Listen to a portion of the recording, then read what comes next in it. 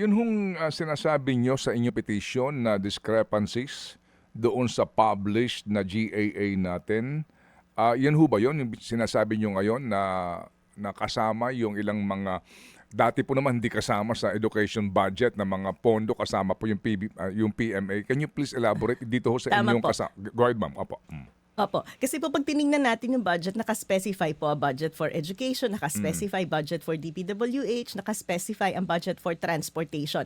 Ngayon, kapag nagkaroon ka ng talakayan at nadidinig natin ang pamahalaan na magsasabi na hindi, mas mataas pa rin ang education sector kesa sa DPWH, kesa sa transportation, kesa sa infrastructure, ang ginagawa po nila ay isinasama yung budget ng iba't iba pang ahensya. Kasama na nga po dito yung Philippine Military Academy tsaka Philippine National Police at Local Government Academy. Parang ako nga po ang pakiramdam ko, parang nag-word search yung DBM sa budget. Hinanap lahat ng may salitang academy at college. Sinama na yon, pinagsama-sama nila. Ito po yung budget sa education. Na feeling ko po personally ay isang stretch na, no, para sabihin lang at ma-justify na mas mataas talaga yung budget sa education.